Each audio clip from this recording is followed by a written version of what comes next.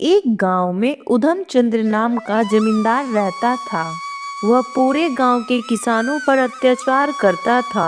वह किसानों के हक का सारा अनाज छीन लेता। देख रहे हो, ये गरीब किसान 2 वक्त खाने के लिए दिन रात मेहनत करते हैं और हम जैसे को बहुत फायदा होता। सेठ जी, किसानों का फायदा उठाना कोई आपसे सीखे। पूरे किसानों पर आप ही का तो राज है। इस बेवकूफ को ऐसी ऐसी शर्तों पर जमीन देता हूँ कि ये मेहनत और पैसे लगाते हैं और सारा अनाज मेरा हो जाता।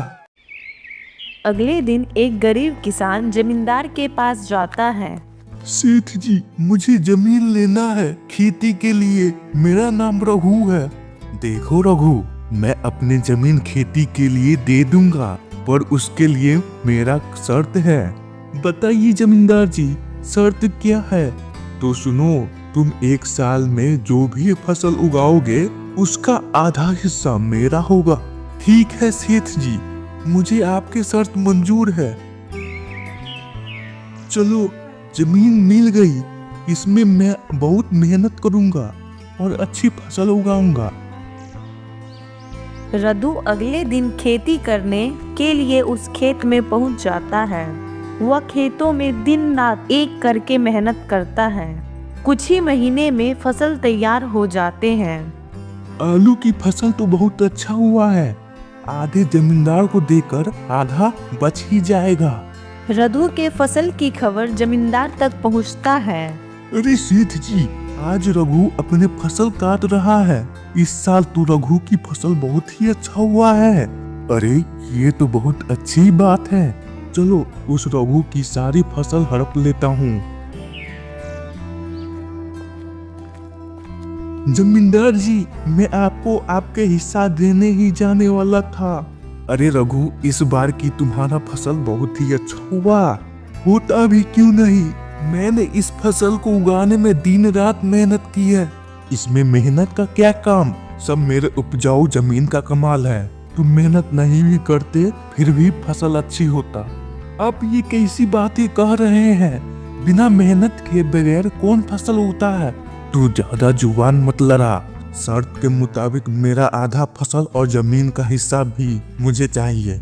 जमींदार रघु से अच्छी अच्छी फसल ले लेता है और बहुत ही कम रघु के लिए छोड़ देता है। इस जमींदार के बारे में सही ही सुना था। मैंने जो कर्ज लेकर फसल उगाया था उससे वो पैसे नहीं आया। वह उतनी ही फसल लेकर बड़े उदास मन से घर जाता है। अरे बापूजी, खेत में सिर्फ इतना ही फसल उगा? क्या बताऊं, जिस जमींदार से मैंने खेती के लिए जमीन लिया था उसने मेरे हिस्से के सारे फसल छीन लिया। उधम सिंह जैसे किसान हम जैसे किसानों की फायदा उठाता है। बापूजी, आप चिंता मत कीजिए। उस जमींदार को मैं सबक सिखाता हूँ। उस जमींदार को उसी की शर्तों में सबक सिखाऊंगा। अगले ही दिन सुमन और उधम सिंह जमींदार के घर चले जाते हैं। सेठ जी, मैं रघु किसान का बेटा सुमन हूँ। उनकी जगह मैं खेती करूँगा।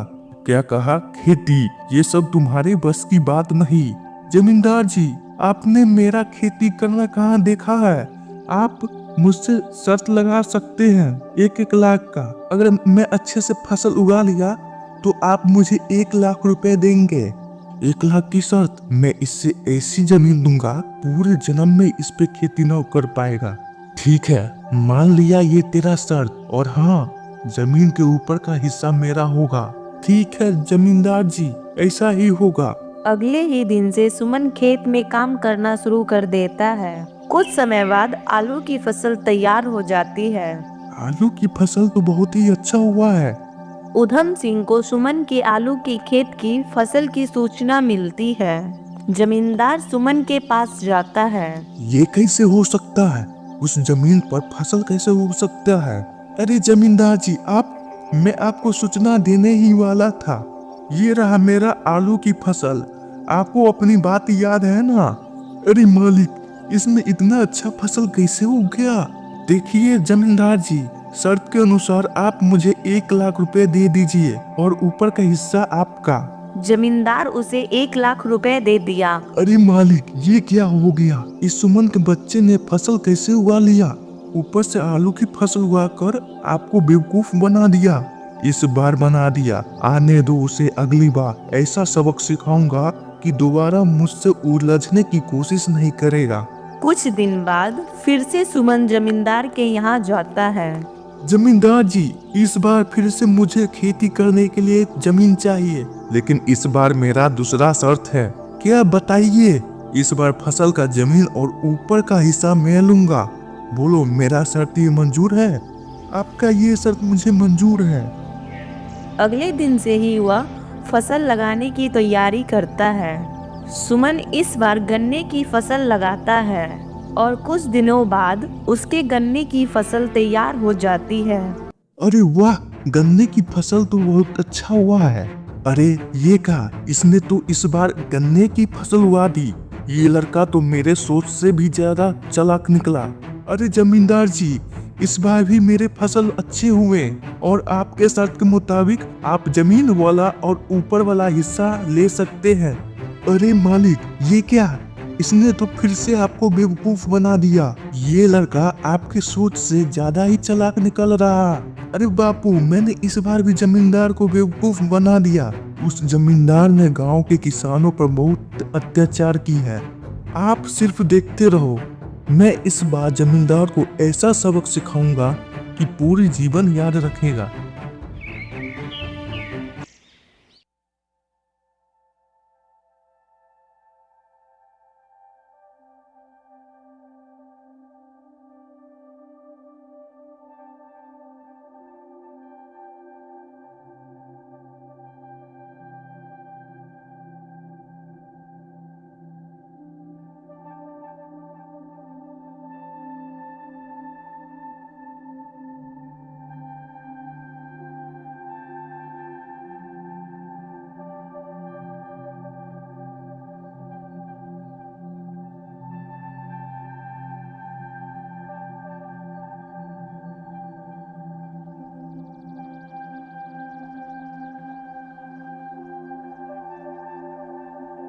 वह फिर से फसल की तैयारी में लग जाता है।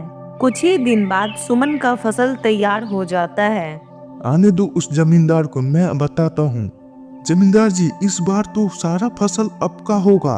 जमींदार सुमन के पास पहुंचता है। वो हैरान हो जाता है। अरे ये क्या, इसने तो गेहूं का फसल उगाया है। हाँ सेठ जी, इस बार भी आप हार गए। भाई सुमन, मान लिया मैं तुझे, तूने इस बार भी चालाकी। जमींदार जी, मेरा उतना हैसियत नहीं कि आपसे चालाकी करूं।